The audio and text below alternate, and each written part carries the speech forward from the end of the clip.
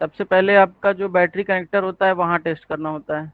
जैसे आप फ़ोन को चार्जिंग पे लगा लेंगे और चार्जिंग हाँ लगाने जी के सर। बाद आपको बैटरी कनेक्टर पे टेस्ट करना होता है। तो एक साइड क्या होता है उसमें पॉजिटिव होता है और एक साइड नेगेटिव होता है। और किसी किसी में ऐसे लाइनें होती हैं आपस में कनेक्टेड, ऊपर नीचे, जिसमें एक आईडी हो जाता है और एक थर्मल हो जाता है। और किसी किसी में क्या होता है कि अलग से दो लाइनें होंगी, मतलब एक लाइन ऐसे सीधी सीधी होगी। ये प्लस हो गया, माइनस हो गया, ये आईडी हो गया, ये थर्मल हो गया। तो दो तरह से इस तरह होता है। और एक और तरीका होता है इसमें, एक और तरह से ये होता है, एक और तरह से बैटरी कनेक्टर ये होता है ऐसे, जिसमें एक प्लस हो गया, एक माइनस हो गया, और इसमें आपका ऐसे चार दिखेगी बीच में, जिसमें ये आईडी हो गया अगर एक, तो एक ये थर्मल हो जाएगा। अगर ये आईडी हो गया तो ये थर्मल हो जाएगा। बाकी ये दोनों ब्लैंक रहेंगे। तो दिख रहा है यहाँ पे, इस तरह से तीन केस तरह से आपको बैटरी कनेक्टर मिलेगा। और कुछ बैटरी कनेक्टर ऐसे वाले भी हैं जिसमें आपका बीच में रहेगी, टेक्नो में जो आ रहा है, ये बीच में प्लस माइनस, और किनारे किनारे आपकी आईडी और थर्मल। तो ये दोनों कनेक्टेड होंगी, एक आईडी और एक साइड थर्मल। तो इस तरह से आपको बैटरी कनेक्टर मिल जाएगा बोर्ड में। तो टेस्टिंग क्या करना है आपको कि आपके फ़ोन में शॉर्टिंग है कि नहीं है, ये पहले पता करना है। अगर फ़ोन ऑन नहीं हो रहा है तो उसके लिए क्या टेस्टिंग, बेसिक टेस्टिंग, बहुत डीप लेवल का नहीं, बेसिक टेस्टिंग आपको ये कर लेना है कि फॉरवर्ड बायस क्या होता है, ये पता है सबको।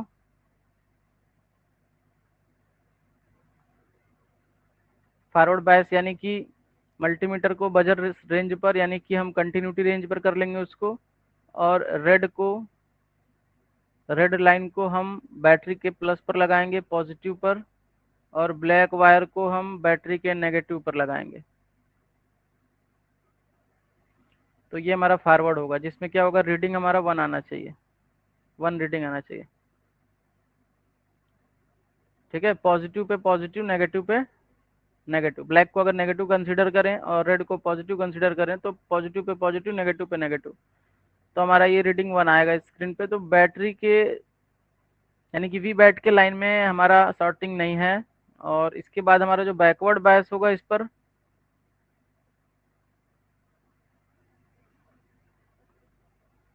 बैकवर्ड बायस मतलब इसका हम रेड वाले को लगाएंगे नेगेटिव पर और ब्लैक वाले को लगाएंगे पॉजिटिव पर। उल्टा लगा दिए यहाँ पे, क्योंकि रेड को हम प्लस कंसीडर करते हैं और ब्लैक को माइनस कंसीडर करते हैं। तो ये हमारा उल्टा हो गया, प्लस माइनस पे माइनस प्लस पे। तो रीडिंग आनी चाहिए 350 से 550 तक, 350 से 550, 600 तक भी हो जाए तो भी आपका चलेगा। 590 वगैरह आ जाए अगर, तो ऐसा भी आपका चलेगा। ठीक है, तो आपका ये बैकवर्ड में एक साइड से होना चाहिए रीडिंग। ये रीडिंग की लाइन है इधर। तो ये रीडिंग बजर मोड पे, आपका डायोड मोड वाला जो होता है ना, उस पे आती है रीडिंग। डायोड मोड पे करके चेक करेंगे तो जो आपका नॉर्मल मल्टीमीटर है उसमें बजर मोड और डायोड मोड दोनों सेम में होता है ना, तो दोनों में उसी पे आप रख के चेक करेंगे तो साउंड अगर आती है, डायरेक्ट लगाने से साउंड आती है। डायरेक्ट दोनों पे लगाते हैं, पॉजिटिव नेगेटिव पे किसी भी साइड से लगाते हैं, अगर बजर आ रही है, साउंड आ रही है, तो इसका मतलब क्या है, फुल शॉट है। फुल शॉट का मतलब कि बोर्ड में कोई कैपेसिटर या कोई आईसी आपकी पूरी तरह से शॉर्ट हो गई है, या फिर डायोड शॉर्ट हो गया है। आईसी, कैपेसिटर, या फिर डायोड। तो इन सब चीज़ों को पढ़ा चुके हैं हम, डायोड क्या होता है, कैपेसिटर क्या होता है। लेकिन आईसी को अभी हम लोग बेसिक तरीके से नहीं देखें कि आईसी की बेसिक रिक्वायरमेंट क्या होती है, उसको क्या क्या होनी चाहिए, क्या क्या मिलनी चाहिए, तो वो कैसे काम करता है। बेसिक बेसिक बस, बहुत डेटा लेवल पे नहीं, बस बेसिक सप्लाई लेवल पे कि कैसे आईसी काम करती है। एक ट्रांजिस्टर को भी कई जगहों पर आईसी बोली जाती है, क्योंकि ट्रांजिस्टर एक स्विचिंग काम वर्क करता है, स्विचिंग की क्रिया को पूरा करता है, जैसे कि एक आईसी पूरा करती है। आईसी के अंदर क्या होता है, ये सब मॉसफेट और ट्रांजिस्टर और कैपेसिटर डायोड रेजिस्टेंस मिलाकर ही आईसी बनती है। इंटीग्रेटेड सर्किट होती है आईसी, जो कि आपको बहुत छोटे से पार्ट में बहुत ही जटिल, बहुत ही कॉम्प्लेक्स सर्किट को बना के दी जाती है, जिसमें बहुत सारी पिनें होती हैं। हो सकता है वो 100 पिन की हो सकता है 200 पिन की हो सकता है 500 पिन की हो। तो बहुत छोटे से स्क्वायर में या फिर आपका किसी भी शेप में दिया जा सकता है, जिस शेप में वो आईसी की पिनें अलाइनमेंट हो सके। तो आईसी ऐसे आपका होता है, एक लॉजिकल वर्क करता है वो, एक फंक्शन वाला वर्क करता है। जैसे कि वो जो आईसी, कुछ आईसी ऐसे होते हैं जिनके अंदर डेटा भी स्टोर होती है, जैसे आपका चिप हो गया, एमएमसी चिप हो गया, मेमोरी कार्ड हो गया, वो भी एक आईसी तो है जो मेमोरी कार्ड लगाते हैं। तो उसमें क्या होता है, कुछ डेटा को स्टोर किया जा सकता है। कुछ आईसी ऐसा होता है जिसमें डेटा स्टोर नहीं होता है, केवल सप्लाई देते हैं तो सप्लाई आउट करता है, सप्लाई देते हैं तो सप्लाई आउट करता है, ऐसा होता है। तो ये सब हो गया, इतना तो हमको करना आएगा बेसिक चेकिंग। बैटरी कनेक्टर पे ऐसे होती है। अब बैटरी कनेक्टर के पॉजिटिव नेगेटिव पावर केवल आपने अभी चेक किया, अभी आईसी को बाद में बताएंगे। केवल पॉजिटिव नेगेटिव पे आपने चेक किया। अगर आपको थर्मल और आईडी भी चेक करनी है तो थर्मल और आईडी पर भी आप जीआर वैल्यू चेक करेंगे। आपका थर्मल और आईडी पर जीआर वैल्यू 550 और 650 के आसपास आनी चाहिए। 550, 650, ठीक है, 450, इस तरह से आपको जीआर वैल्यू वहाँ पे भी मिलनी चाहिए। इस तरह से अगर जीआर वैल्यू आ रही है तो ठीक है, अगर नहीं आ रही है तो कुछ सेट ऐसे हैं जिनमें थर्मल और आईडी पर एक रजिस्टर का यूज कर दिया गया है, जो कि थोड़े से हैवी ओम के हैं, 2.2 किलो ओम के। तो उससे आपका जीआर वैल्यू जो है चेंज हो जाएगा, कुछ अलग आएगा, 1650 या 1600 के आसपास या 1500 के आसपास, 1400 के आसपास, थोड़ी अधिक वैल्यू आएगी जीआर वैल्यू। तो उस पर भी आपका सही माना जाता है उसको, क्योंकि जो रजिस्टर है अगर वो ओपन होगा तो प्रॉब्लम होगी, नहीं होगा तो आपका जो वैल्यू आना चाहिए बैटरी कनेक्टर पे, वो बैटरी कनेक्टर पे वैल्यू आपको मिलेगी। अब ये थर्मल और आईडी काम क्या करता है, थर्मल और आईडी पे आती है वोल्टेज, बहुत थोड़ी थोड़ी वोल्टेज आती है किसी किसी में। और जिसमें कम वोल्टेज आएगी थर्मल आईडी पे, उसमें बैटरी कनेक्टर पर वोल्ट होती है ज़्यादा, 4 वोल्ट के अप्रॉक्स, क्योंकि आईडी और थर्मल पे वोल्टेज कम है। और जिसमें बैटरी कनेक्टर के प्लस पर वोल्टेज नहीं होती है, जिसमें प्लस पे 0 वोल्ट बना रहता है, जब निकाल के आप चार्जर लगा के चेक करते हो, चार्जर लगा दिए और मल्टीमीटर से, एक मल्टीमीटर का रेड वाला या ब्लैक वाला कोई भी ग्राउंड पे रख लेंगे और यहाँ पे लगाएंगे प्लस वाले पे, तो अगर 0 वोल्ट नजर आ रहा है पॉजिटिव लाइन पे, तो आपका थर्मल और आईडी पे वोल्टेज आना चाहिए, और आईडी पे आपका 1 वोल्ट और थर्मल पे उसमें 2.8 वोल्ट, 2.5 वोल्ट आता है। अगर इस केस में है तो आपका सही है, चार्जिंग चार्जिंग होगा। क्योंकि जब आप बैटरी लगाओगे तो अभी बताएंगे इसके अंदर क्या होने वाला है। तो इस तरह से भी आता है कि किसी में पॉजिटिव पर वोल्टेज मिलेगी चार्जिंग लगाएंगे तो, पॉजिटिव पर वोल्टेज मिलेगी, और आईडी थर्मल पर बहुत लो वोल्ट होगी, 0.5, 0.6। और कुछ ऐसे होंगे कि जिनमें पॉजिटिव पर भी वोल्टेज होगी और आईडी थर्मल पर भी 1 1 वोल्ट होगी, पॉजिटिव पर भी वोल्टेज होगी और आईडी थर्मल पर भी 1 वोल्ट, 1.8 वोल्ट, 1.5 वोल्ट के अप्रॉक्स होगी। और कुछ ऐसे होंगे जिसमें केवल पॉजिटिव पर वोल्टेज होगी और आईडी थर्मल पर वोल्टेज बहुत कम होगी, ना के बराबर, एकदम एकदम ना के बराबर, यानी कि 0.2 शो करे, 1.4 शो करे, 0.1, बहुत कम, मतलब वोल्टेज है ही नहीं, उसको 0 वोल्ट बोलते हैं। तो इस तरह के भी फोन हैं जिसमें पॉजिटिव पर केवल वोल्टेज मिलेगी चार्जर इन करने पर, और आपका आईडी थर्मल पे वोल्टेज नहीं मिलेगा। और कुछ ऐसे भी हैं जिनमें पॉजिटिव पर वोल्टेज नहीं मिलेगी, आईडी थर्मल पर वोल्टेज मिलेगी। तो आपको चेक ये करना होता है कि आईडी थर्मल की जीआर वैल्यू सही है कि नहीं। अब जीआर क्या होता है, ग्राउंड रीडिंग होता है। ग्राउंड रीडिंग कैसे चेक करते हैं, ये आप एक बार जान लेंगे तो बाद में फिर आपको हमेशा तकलीफ नहीं होगा। ग्राउंड रीडिंग का मतलब है कि रेड प्रॉप को आप ग्राउंड रखेंगे और ब्लैक प्रॉप को उस सप्लाई पर लगाएंगे, जो कि डायोड मोड में आपको ये रीडिंग चेंज कर चेक करनी होती है। नॉर्मल मल्टीमीटर में बजर मोड जो होता है वो डायोड मोड का भी होता है। तो रेड को क्या करना है, कहीं ग्राउंड पे लगा लेना है, और ब्लैक को जब आप किसी सप्लाई पर लगाएंगे, किसी ट्रैक पर लगाएंगे, उस ट्रैक की जीआर वैल्यू आ जाएगी। इसको हम इरेज करते हैं।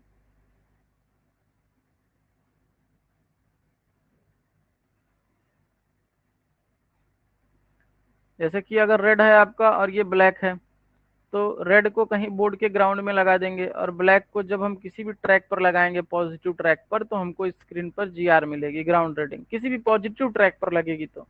और किसी नेगेटिव ट्रैक पर लग गई तो बजर रेंज पर हैं हम तो साउंड आ जाएगी। तो इससे क्या होगा, हमें ये पता चलता है कि दोनों प्रॉब हमारी अभी ग्राउंड पर लगी है। यहाँ पे जो कंपोनेंट लगा हुआ है, अगर कोई कैपेसिटर लगा हुआ है तो उसके इस साइड लगाते हैं, अगर साउंड आती है इसका मतलब ये माइनस पोल है, और इसके अपोजिट साइड लगाएंगे, अगर साउंड नहीं आएगी तो ये प्लस पोल है। ऐसे ही डायोड में भी कर सकते हैं आप। कोई डायोड के पास आप पॉजिटिव लाइन को, पॉजिटिव पोल को चेक कर रहे हैं तो इस साइड लगाएंगे तो बजर आ जाएगी, इस साइड लगाएंगे तो आपकी वैल्यू जो जीआर वैल्यू होगी वो शो करेगी ट्रैक लाइन की। तो उससे आपको पता चल जाएगा कि ये पॉजिटिव लाइन में मेरा प्रॉब लगा हुआ है अभी, और ये इधर लगाने पे साउंड आ रहा है, इसका मतलब ये माइनस है और ये प्लस है। ठीक है, तो इस तरह से होता है ये। आवाज आ रही है सबको ना? हाँ ठीक है।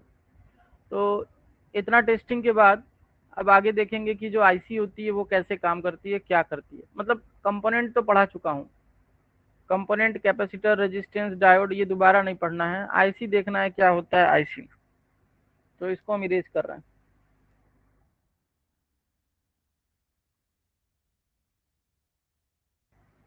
कोई भी आईसी अगर होती है तो उसको दो चीजें चाहिए, इनपुट और आउटपुट।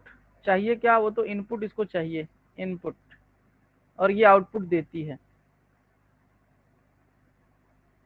अब इनपुट इसको कई जगहों से मिल सकता है और आउटपुट कई जगहों से निकल सकती है, मल्टीपर्पज की वर्क कर सकती है ये। नॉर्मल आईसी सिंगल वर्क के लिए है तो आपकी एक इनपुट होगी, एक आउटपुट होगी।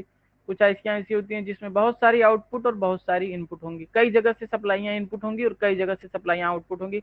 इस तरह के आईसी को हम बोलते हैं कि इसमें बहुत सारी फंक्शन है अंदर। मतलब किसी आईसी में कई फंक्शन होंगी, मल्टी फंक्शन अंदर होंगी, आईसी एक ही साथ कई सारे वर्क को पूरा करता है। तो उस तरह के आईसी में क्या होता है, हमारा इनपुट कई लाइनें होती हैं और कई लाइनों की आउटपुट होती हैं। और उस तरह की आईसी में एक पावर का सीक्वेंस होता है कि पहले ये पावर बनेगी, फिर ये पावर बनेगी, फिर ये पावर बनेगी इस आईसी से, फिर ये पावर बनेगी, फाइनली ये पावर बनेगी, उसके बाद हमारा काम खत्म। तो कुछ आईसियाँ होती हैं जो नॉर्मल एक बार आपका पावर बनाएंगी, क्योंकि एक ही इनपुट होती है, और एक बार सीधे पावर बना लेती है जब इसको आप ट्रिगर करते हो, किसी भी तरीके से ट्रिगर करोगे। वो हो सकता है कि आप किसी सिग्नल के थ्रू करें, या हो सकता है आप सीधे एलडीओ, मतलब सीधे पावर शॉर्ट करा के करें, कई तरीके से कर सकते हैं इसको। तो सपोज करिए एक आईसी है जिसमें इधर इनपुट मिल रही है, तो इधर क्या हो रही है, इसकी आउटपुट निकल रही है। अब ये आउटपुट निकलेगी तब जब इनपुट, यहाँ पे तो इनपुट परमानेंट आता रहेगा, वोल्टेज यहाँ इनपुट की आती रहेगी। ठीक है, तो इसमें अगर एक आउटपुट है तो इसके लिए एक इनपुट होगी, अगर चार आउटपुट हैं तो चार इनपुट भी हो सकती हैं, तीन इनपुट भी हो सकती हैं। तो यहाँ पे आपका कुछ कमांड भी आना जरूरी होता है, क्योंकि आईसी को कब ऑन होना है कब ऑन नहीं होना है उसके लिए कुछ कमांड लाइन होती है, कुछ सीपीयू से इंस्ट्रक्शन आती है, कुछ इनेबल आती है, जिसको हम लोग बोलते हैं इनेबल, EN, या फिर कहीं कहीं ये लिखा होता है CEN।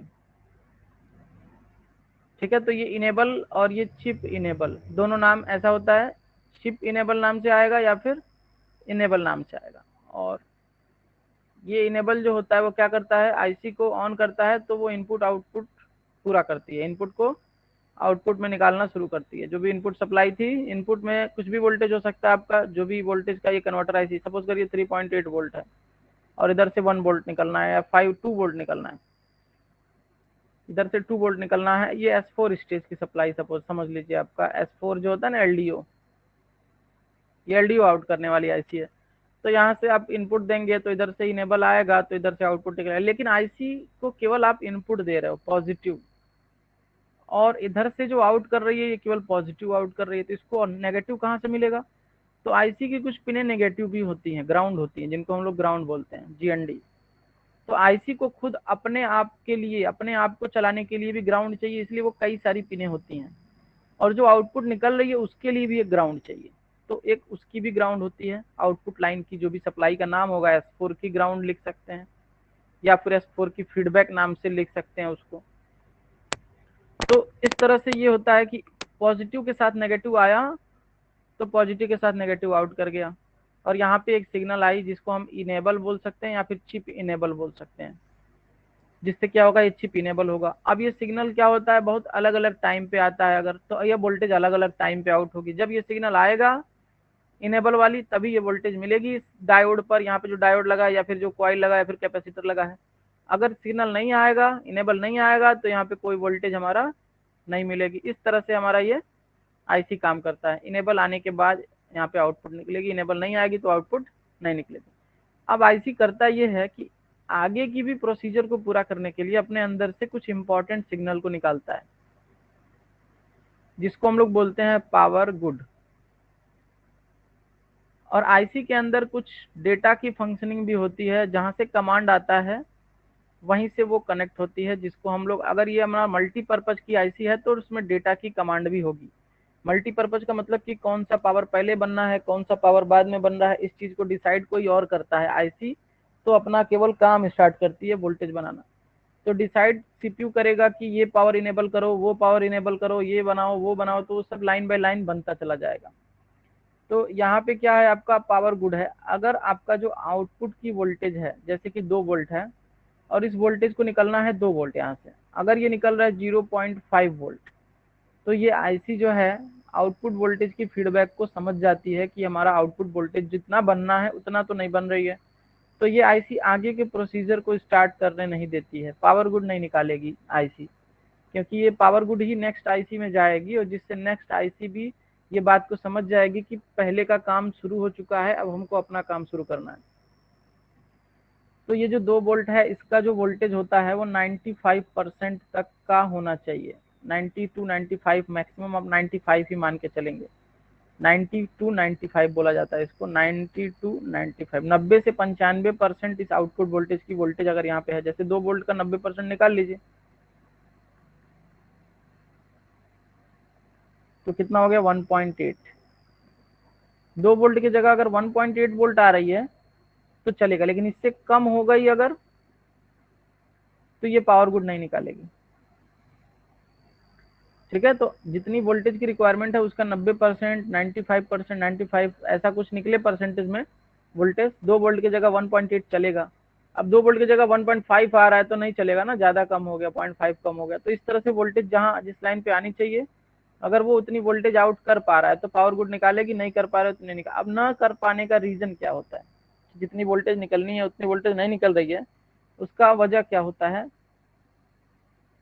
तो उसका वजह हो सकता है आईसी आपकी खराब हो गई है,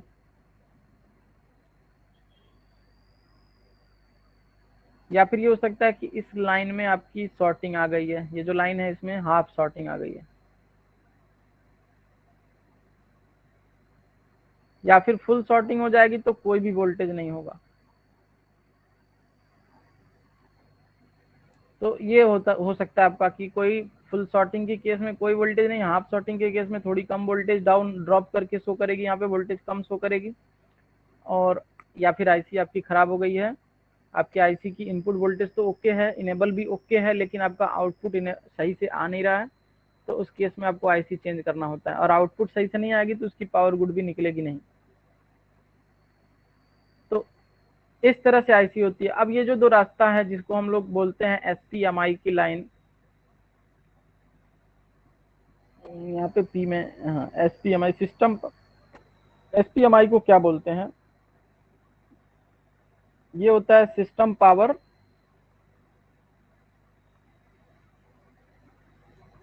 मैनेजमेंट इंटरफेस।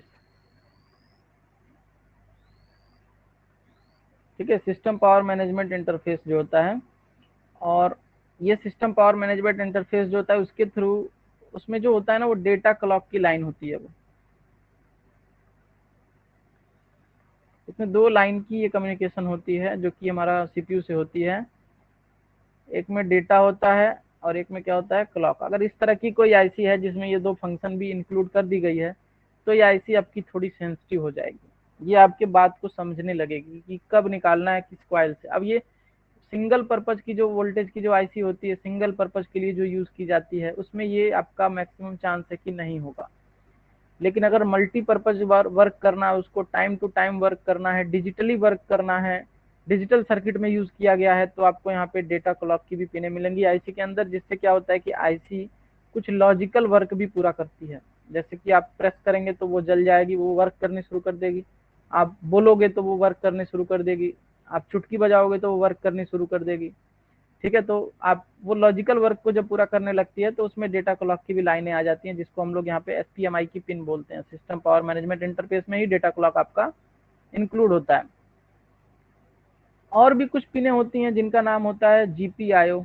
ये जीपीआईओ क्या होती है? General purpose input output. General purpose की इनपुट आउटपुट, इसमें आपकी जो सॉफ्टवेयर की जो कमांड होती है, सॉफ्टवेयर के थ्रू जो वर्क कराई जाती है आईसी से, जो आईसी होती है उसमें सॉफ्टवेयर, वो जो आईसी है वो किसी एक बड़ी आईसी से कनेक्ट है, और वो बड़ी आईसी जो है किसी एक सॉफ्टवेयर वाली आईसी से कनेक्ट है, जो कि हमारा एमएमसी चिप हो गया। तो सीपीयू को वो इंस्ट्रक्शन देगी कि हम माइक ऑन करना चाह रहे हैं, तो सीपीयू क्या करेगी, इस आईसी को इंस्ट्रक्शन देगी कि माइक को की सप्लाई को ऑन करिए। तो वो जनरल पर्पज में आ जाता है। कैमरा ऑन कर रहे हैं तो कैमरे की जो डेटा की, जो कैमरे की रिक्वायरमेंट वोल्टेज की लाइन है उसको पूरा करना, उसके इनेबल को, जैसे ये इनेबल आ रहा है ना, ये इनेबल जनरल पर्पज में आता है। इनेबल की जो पिन होती है ना वो जनरल पर्पज की, तो कैमरे की आईसी को इनेबल कर देना, कैमरे की पार्ट को इनेबल कर देना जिससे कैमरा ऑन हो जाए। ठीक है, जैसे कि आपका टच पैड है, टच पैड को बार बार रीसेट कर लेना, तो वो सब जीपीआईओ की लाइन होती है। टच पैड चार्जिंग को इंट्रोड्यूस करना, चार्जिंग के एम्पियर करंट को सेंस करना, तो उसमें आपका जनरल पर्पज का काम होता है। जनरल पर्पज इनपुट आउटपुट की जो पिनें होती हैं वो आपका एक सॉफ्टवेयर के थ्रू कमांड करती है।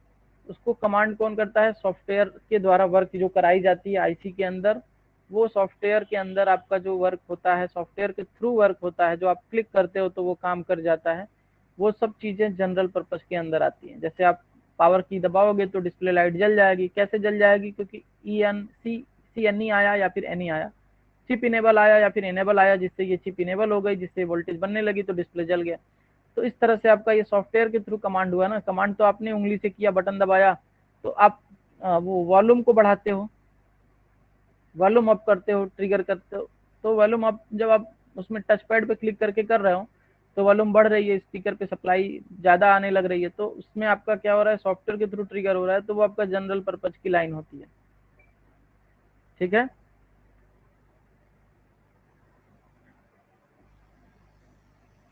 तो ये आपकी दो चीजें इंपॉर्टेंट होती हैं मोबाइल में। ये आपका और भी पिनें होती हैं एमपीपी की, जिसको हम लोग बोलते हैं मैक्सिमम पावर पॉइंट। ये हमारा इसका ज़्यादा काम नहीं होता है। मेन काम हमारा एसपीएमआई का और जीपीआईओ का, ये दो चीज़ों को समझना जरूरी होता है कि जीपीआईओ कब स्टार्ट होता है और एसपीएमआई कब स्टार्ट होता है। आने वाले टाइम में बताएंगे, जब पढ़ेंगे हम लोग पावर सीक्वेंस तो बताएंगे कि एसपीएमआई कब शुरू होता है।